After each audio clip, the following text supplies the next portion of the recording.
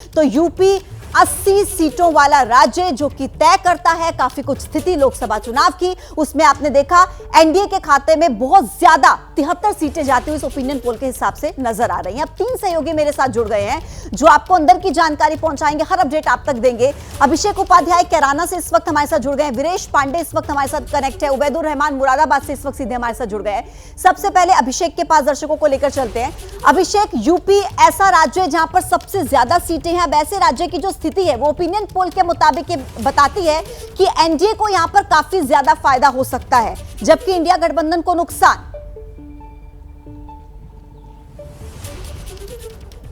देखिए, यूपी में जो पहला चरण है उसमें 8 सीटें हैं और ये चरण बहुत ही महत्वपूर्ण है। और पिछली बार आप देखेंगी तो 8 में से 5 सीटें थीं जो विपक्ष को गई थीं, 8 में से 5, इसलिए लड़ाई और भी ज़्यादा कांटे की। और अभी जहाँ पर मैं हूँ कैराना, यहाँ पर लड़ाई बहुत ही दिलचस्प है।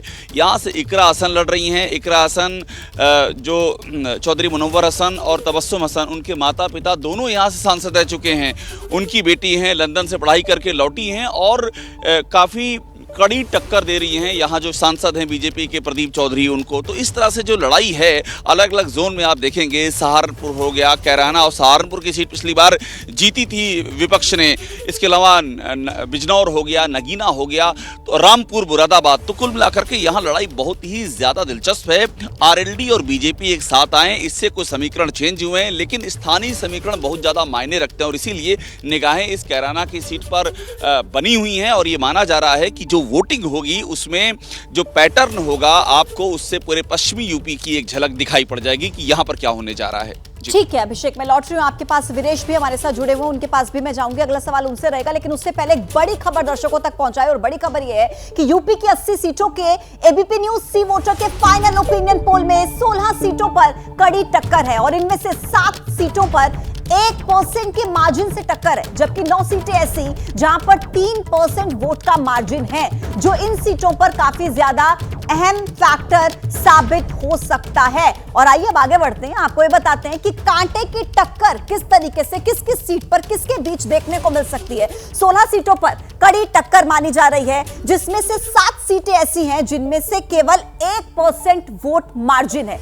9 सीटें ऐसी जहां पर 3% का वोट मार्जिन है। तो कुल मिलाकर 16 सीटें जिन पर कड़ी टक्कर एनडीए वर्सेस इंडिया के बीच। लेकिन कुछ भी हो सकता है इधर उधर, क्योंकि 7 सीटों पर 1% का वोट मार्जिन है और 9 सीटों पर 3% का वोट मार्जिन। अब सीधे आपको वीरेश के पास लेकर चलते हैं।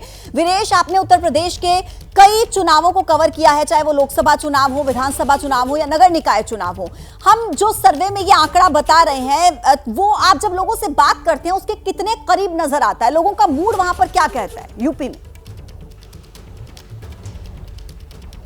देखिए, जिस तरीके से इस बार मूड है, जो यहाँ के मतदाता हैं, जनता जनार्दन है, 2014 और 2019 की अगर हम बात करें उससे ज्यादा सरल चुनाव है भारतीय जनता पार्टी और एनडीए गठबंधन के लिए। ये आम जनमानस और भारतीय जनता पार्टी के कार्यकर्ता और नेता और उनके बड़े नेताओं का भी कहना है, और इस बात का एहसास जमीन पर जाने के बाद हम लोगों को भी हो रहा है, क्योंकि भारतीय जनता पार्टी के सामने न कोई किसी का पोस्टर है, न किसी का चेहरा है, न किसी के कार्यकर्ता है, न किसी की जमीन है। तो ऐसे में भारतीय जनता पार्टी को वो बढ़त मिलने जा रही है जो 2014 में, 2019 में भी उत्तर प्रदेश में नहीं मिली थी। और ये जो हमारा ओपिनियन पोल है इस बात को जाहिर करता है। 14 में भी मायावती 0 पाई थी, इस बार वो गठबंधन में नहीं है। पिछला गठबंधन उनका अखिलेश से हुआ था तो वो 10 सीटें पाई थी और 5 सीटें रह गई थी समाजवादी पार्टी के पास। जो 5 उनके पास थी 14 में, वो 19 में भी थी।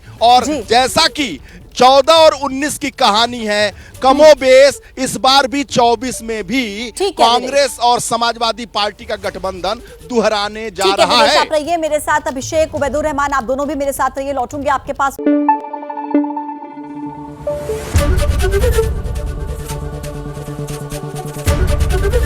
एबीपी न्यूज आपको रखे आगे।